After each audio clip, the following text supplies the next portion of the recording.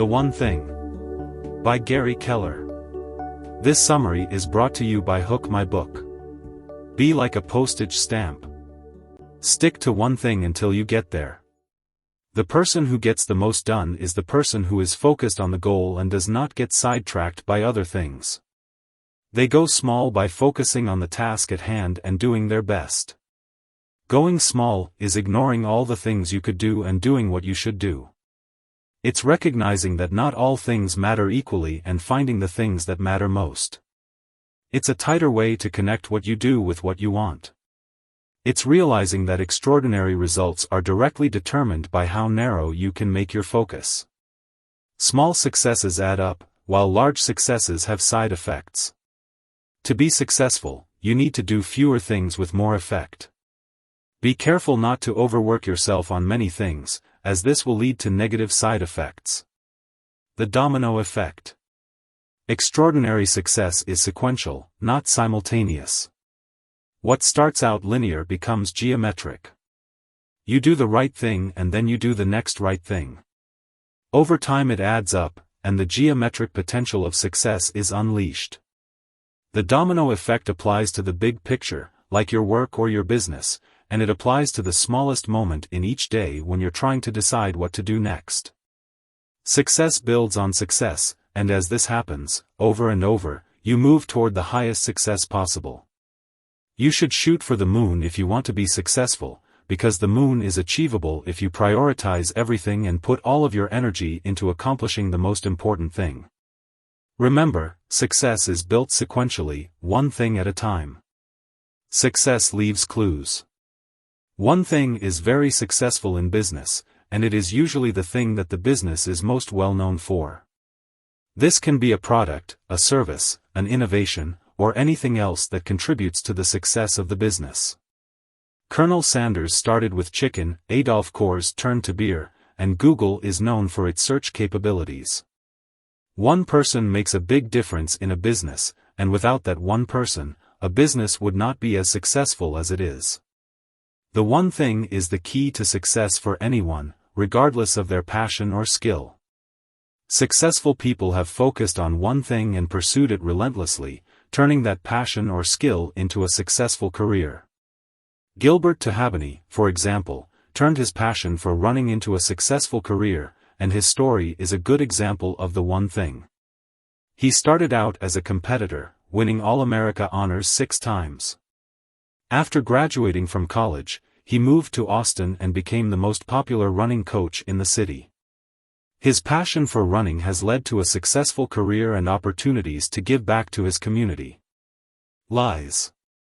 The 6 lies between you and success are things: everything matters equally, multitasking, a disciplined life, willpower is always on will call, a balanced life, and big is bad. These beliefs, when repeated often enough, can lead to negative consequences, like chasing after unicorns that don't exist and becoming bogged down by common sense that is actually nonsense. Equality is a lie. In the real world, there are always differences between people. No matter how much someone may try to be fair, there will always be some differences. This is why it is important to make choices based on what is most important to you, and not on what is considered equal. Success is not a game that is won by doing the most, it is a game that is won by doing the best. The to-do list can be a very helpful tool for time management and success, but it can also have a negative impact on productivity if not used correctly. A to-do list focused on success will prioritize the important tasks and goals and will allow the tasks that matter to drive the day. The inequality of effort for results is everywhere in your life if you will simply look for it. And if you apply this principle, it will unlock the success you seek in anything that matters to you. There will always be just a few things that matter more than the rest, and out of those, one will matter most. Internalizing this concept is like being handed a magic compass. Whenever you feel lost or lack direction, you can pull it out to remind yourself to discover what matters most. Multitasking is a lie because nearly everyone accepts it as an effective thing to do. It's become so mainstream that people actually think it's something they should do, and do as often as possible. Multitasking refers to the ability of humans to complete multiple tasks simultaneously. The term multitasking was coined in the 1960s and originally referred to computers, not people. In retrospect, the word was a poor choice because it is inherently deceptive. For example, when two airliners are cleared to land on the same runway, a patient is given the wrong medicine, or a toddler is left unattended in the bathtub, people are actually trying to do too many things at once and forget to do something they should do. This is why multitasking is often disruptive and exhausting. When we are doing two things at once, our brain divides our attention between the two tasks. This means that we are not able to focus on either one effectively. When we try to do two things at once, our attention gets divided and we are unable to focus on either task. This can lead to mistakes and decreased efficiency. You don't need to be a disciplined person to be successful. In fact, you can become successful with less discipline than you think, for one simple reason: success is about doing the right thing, not about doing everything right. The trick to success is to choose the right habit and bring just enough discipline to establish it. That's it. That's all the discipline you need. Build one habit at a time. Success is sequential, not simultaneous. No one actually has the discipline to acquire more than one powerful new habit at a time. Super successful people aren't superhuman at all, they've just used selected discipline to develop a few significant habits. One at a time. Over time. Most people try to rely on willpower alone to get things done, but this is often unsuccessful. Willpower is like a call for a character and is only effective when timed correctly. The author discusses how willpower is a limited resource that can be used up quickly. Every time someone uses willpower, they are using up a little bit of it. If someone is trying to resist something tempting, it can be difficult because willpower is a limited resource, and the more willpower someone uses, the less willpower they have left. When our willpower runs out, we all revert to our default settings. This begs the question, what are your default settings? If your willpower is dragging, will you grab the bag of carrots or the bag of chips? Will you be up for focusing on the work at hand or down for any distraction that drops in? When your most important work is done while your willpower wanes, the default will define your level of achievement. Average is often the result. Nothing ever achieves a perfect balance. Instead, what we experience as balance is an act of balancing. We constantly balance our lives by giving time to what matters. A balanced life is a myth. If you think of balance as the middle, then out of balance is when you're away from it. Get too far away from the middle and you're living at the extremes. The problem with living in the middle is that it prevents you from making extraordinary time commitments to anything.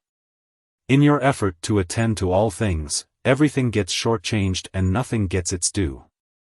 Sometimes this can be okay and sometimes not. Knowing when to pursue the middle and when to pursue the extremes is in essence the true beginning of wisdom. Extraordinary results are achieved by this negotiation with your time. The reason we shouldn't pursue balance is that magic never happens in the middle, magic happens at the extremes. The dilemma is that chasing the extremes presents real challenges. We naturally understand that success lies at the outer edges, but we don't know how to manage our lives while we're out there. The big bad wolf, big bad John, and big are not synonymous. A big opportunity is better than a small one, but a small problem is better than a big one. Sometimes you want the biggest present under the tree and sometimes you want the smallest. Often a big laugh or a big cry is just what you need, and every so often a small chuckle and a few tears will do the trick. Big is bad is a lie. It's quite possibly the worst lie of all, for if you fear big success, you'll either avoid it or sabotage your efforts to achieve it. Don't fear big. Fear mediocrity. Fear waste. Fear the lack of living to your fullest. When we fear big, we either consciously or subconsciously work against it. We either run toward lesser outcomes and opportunities or we simply run away from the big ones. If courage isn't the absence of fear, but moving past it, then thinking big isn't the absence of doubts, but moving past them. Only living big will let you experience your true life and work potential. Great questions are the path to great answers. The focusing question is a great question designed to find a great answer. It will help you find the first domino for your job, your business, or any other area in which you want to achieve extraordinary results. The focusing question is a question designed to find a great answer. It helps you find the first domino for your job, your business, or any other area in which you want to achieve extraordinary results. The big picture question is about finding the right direction in life, and the small focus question is about finding the right action. The success habit. The one thing is a concept that refers to a specific goal that you should focus on during the day. This goal should be something that is important to you and that you can accomplish easily. By focusing on this one goal, you will be more productive and will achieve better results in all areas of your life. Make it a habit. When you make asking the focusing question a habit, you fully engage its power to get the extraordinary results you want. It's a difference maker. Research says this will take about 66 days. Whether it takes you a few weeks or a few months, stick with it until it becomes your routine. If you're not serious about learning the success habit, you're not serious about getting extraordinary results. The focusing question is a question that helps you identify what you need to do to achieve your goals. It is a simple question that asks you what is the one thing you can do to achieve your goal. This question is important because it forces you to be specific in your goal. By being specific, you will be able to identify what you need to do to achieve your goal. Extraordinary results. The natural rhythm of our lives is a simple formula for achieving extraordinary results: purpose, priority, and productivity. These three things are forever connected and continually confirm each other's existence. Your big one thing is your purpose, and your small one thing is the priority you take action on to achieve it. The most productive people start with purpose and use it like a compass, allowing it to be the guiding force in determining the priority that drives their actions. This is the straightest path to extraordinary results. Live with purpose. Ask enough people what they want in life and you'll hear happiness as the overwhelming response. Although we all have a wide variety of specific answers, happiness is what we most want, yet, it's what most of us understand the least. No matter our motivations, most of what we do in life is ultimately meant to make us happy. And yet we get it wrong. Happiness doesn't happen the way we think. The purpose is the key to achieving great things. When you have a purpose for your life, it becomes easier to know what to do and how to do it. This allows you to make faster decisions and achieve your goals faster. When you have a clear purpose, it also gives you the motivation to keep going even when things are tough. Live by priority. Success is finding ways to achieve extraordinary results in the future. What you do in any given moment determines what you experience in the next. Hyperbolic discounting is a phenomenon where people underestimate the value of rewards in the future. To overcome this, the author suggests goal setting to the now, which will help you line up your dominoes so that your small goals lead to bigger ones. People tend to be overly optimistic about what they can accomplish, and therefore most don't think things all the way through. Researchers call this the planning fallacy. Visualizing the process of breaking a big goal down into the steps needed to achieve it helps engage the strategic thinking you need to plan for and achieve extraordinary results. This is why goal setting to the now really works. The author talks about how mastery is important to achieving extraordinary results and how it's not a word that is heard as often as it should be. He also talks about how time blocking is essential to mastering something and how this is a path that never ends. As you progress along the path of mastery, both your self-confidence and your success competence will grow. You'll make a discovery: the path of mastery is not so different from one pursuit to the next. What might pleasantly surprise you is how giving yourself over to mastering one thing serves as a platform for, and speeds up the process of, doing other things. Knowledge begets knowledge and skills build on skills. It's what makes future dominoes fall more easily. Highly successful people are clear about their role in the events of their life. They don't fear reality. They seek it, acknowledge it, and own it. They know this is the only way to uncover new solutions, apply them, and experience a different reality, so they take responsibility and run with it. They see outcomes as the information they can use to frame better actions to get better outcomes. It's a cycle they understand and use to achieve extraordinary results. The 4 thieves of productivity. 1. Inability to say no. 2. Fear of chaos. 3. Poor health habits. 4. Environment doesn't support your goal. 1. Yes, must be defended over time by 1,000 numbers. The author advises that, in order to protect what you've said yes to and stay productive, you should say no to anyone or anything that could derail you. The author also advises that, in order to say no in a helpful way, you can use a variety of approaches. When you give your one thing your most emphatic yes, and vigorously say no to the rest, extraordinary results become possible.